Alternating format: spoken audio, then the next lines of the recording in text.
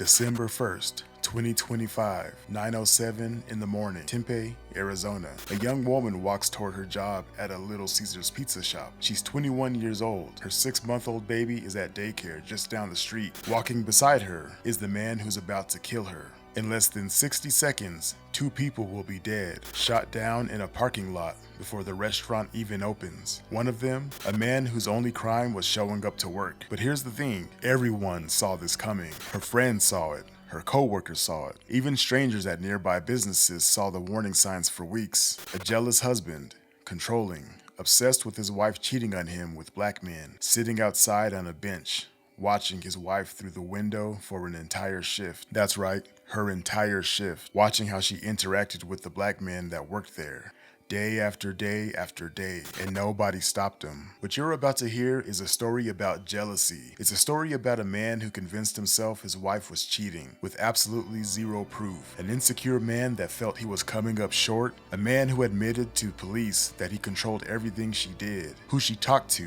where she went, whether she could even have a phone number. It's a story about how domestic violence doesn't always stay behind closed doors. Sometimes it follows you to work.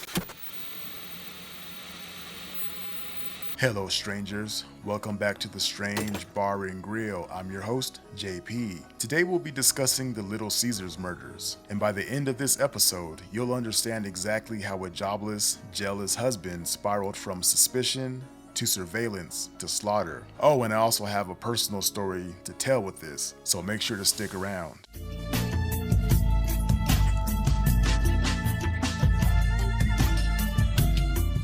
Mary Visser was 21 years old, working shifts at Little Caesars near Rural and Guadalupe roads in Tempe, raising a 6-month-old baby, married to Benjamin Visser Jr., who was 27 years old. On paper, they were a young couple figuring things out. But behind closed doors, a very different story was playing out. Benjamin wasn't working. According to police reports, the couple had been fighting constantly about money, specifically about his unemployment. Mary was the only one bringing home a paycheck. Benjamin was the one staying home. And as the weeks dragged on, something inside him began to twist. See, here's what you need to understand about intimate partner violence. Research shows that when men experience financial stress, especially unemployment, the risk of domestic violence skyrockets. We're not talking about a small increase. Studies from the National Institute of Justice found that the rate of intimate partner violence jumps from under 5% with stable employment to over 12% with multiple periods of unemployment. But money wasn't the only thing eating at Benjamin Visser. There was something else, something much darker, something that would eventually cost 2 people their lives. Jealousy. Jenny Nyworth knew something was wrong. She had opened her home to Benjamin and Mary when they needed a place to stay. What she witnessed in those weeks would haunt her long after the murders. He was verbally abusive. He just wasn't the nicest person, she said. But it went far beyond that. Mary, according to Jenny, wasn't allowed to have anyone's phone number. She couldn't text or call anyone. If her workplace needed to reach her own job, they had to go through Benjamin first. So think about that for a second. A grown woman, a mother, and she couldn't even receive a call from work without her husband's permission. After his arrest, Benjamin admitted this to police. He told detectives that he routinely controlled Mary's actions and activities. He decided where she could go without him. He decided whether she could drink alcohol. He decided who she was allowed to speak with, especially other men. This kind of controlling behavior, domestic violence experts call it coercive control, and study after study shows that it's one of the most reliable predictors of escalation to physical violence. Researchers call it the dyadic slippery slope. Each small act of control makes the next, bigger act of control feel justified. But Benjamin Visser wasn't just controlling Mary at home. He started following her to work every day. Employees at nearby businesses started noticing him weeks before the shooting. Benjamin Visser would walk Mary to her shift at the Little Caesars. Normal enough, right? Except he didn't leave. He would find a bench outside and he would sit there just watching her for her entire shift. Hour after hour, day after day, just staring through the window. Now, research on intimate partner homicides tells us something important here. Over 76% of intimate partner homicides and 85% of attempted homicides are preceded by at least one incident of stalking behavior in the prior year. Benjamin wasn't just being an overprotective husband, he was exhibiting textbook warning signs of a man capable of lethal violence. And then came the incident that should have changed everything. One day, while sitting inside a neighboring business, Benjamin looked out the window and saw Mary talking to a coworker, a man named Shaquille Simmons. They were just talking, coworkers, just outside the restaurant. Witnesses said Benjamin flew into a rage. He stormed out of the building and slammed the door so hard they thought the glass was going to shatter. Then he marched over and confronted Shaquille Simmons, a man whose only crime was having a conversation with his coworker. The manager at Little Caesars later told investigators that Benjamin was consistently harassing Simmons, to the point another employee had asked if they should do something about it, but nobody did. Now, I want to address something that some of you may already be thinking.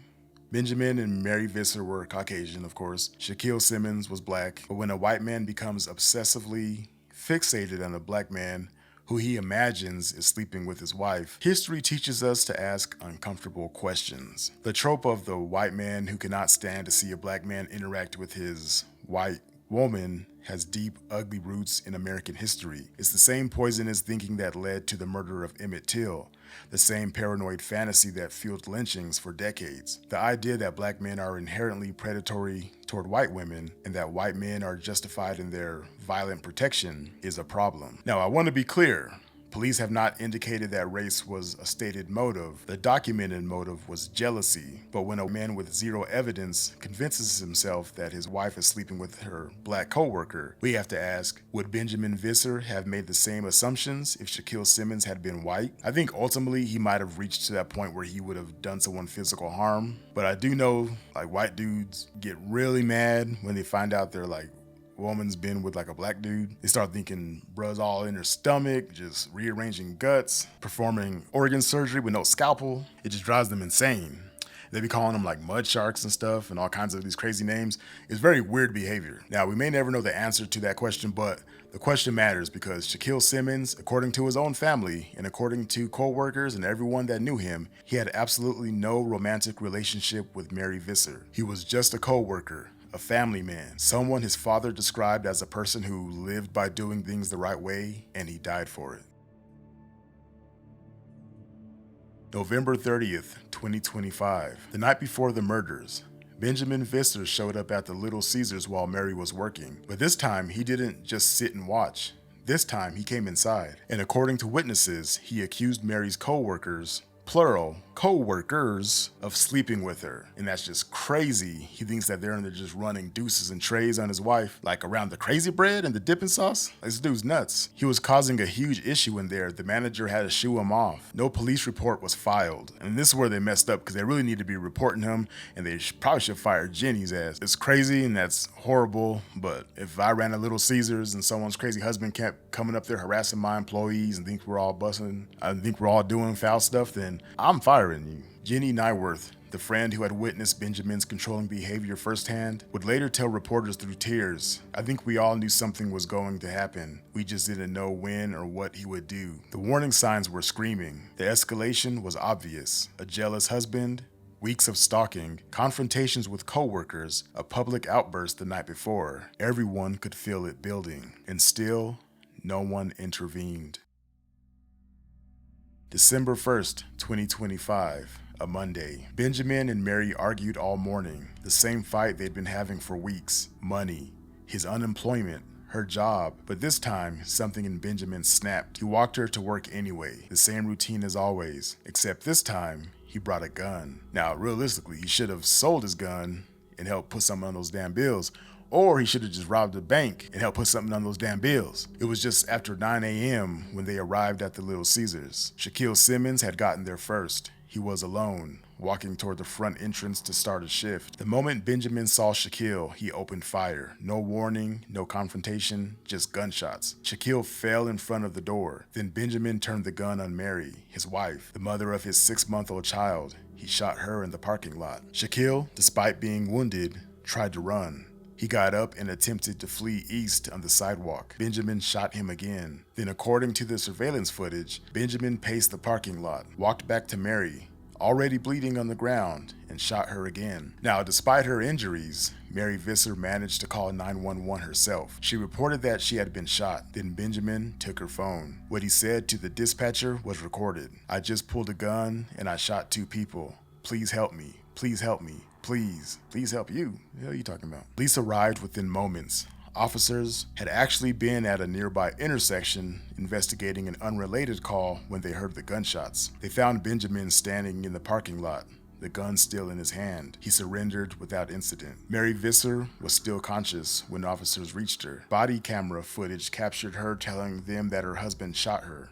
Her last words to police were that it hurt too much to speak. Both Mary Visser and Shaquille Simmons were rushed to Banner Desert Hospital. Neither survived. The couple's 6-month-old baby was at a nearby daycare the entire time. Friends believe Mary's final act, calling 911 and identifying her shooter, was her way of making sure Benjamin wouldn't get custody of their daughter. During his police interview, Benjamin Visser claimed he blacked out while walking Mary to work. He said he didn't remember the shooting. He said when he came to, he was holding a gun and saw his wife shot on the ground. But investigators noted his story kept changing. At one point, he claimed he didn't know someone else had been shot. At another point, he referred to Shaquille as my wife's coworker. When he asked if he had proof of an affair, he admitted he had none. He said he just thought Mary was sleeping with Shaquille based on how she'd been acting. Investigators found zero evidence of any romantic relationship between Mary and Shaquille. They were coworkers, nothing more.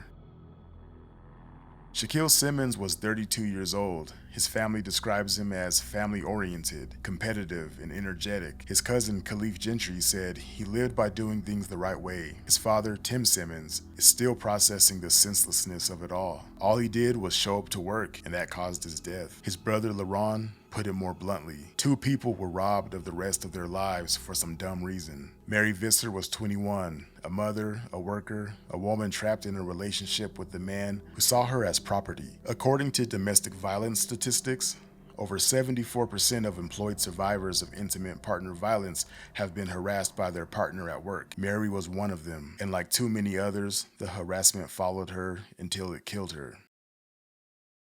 Benjamin Visser Jr. is charged with 2 counts of first-degree premeditated murder. He's being held on a $2 million cash-only bond. At his court appearance, he didn't appear in person because authorities were concerned he would harm himself. His defense counsel mentioned a prior domestic violence history that had escalated over time. But here's what haunts me about this case. Everyone saw the signs: the controlling behavior, the stalking, the harassment, the confrontations, the rage. Study after study tells us exactly what these warning signs mean. They're not ambiguous. They are documented predictors of intimate partner homicide. And yet, Mary Visser and Shaquille Simmons are dead.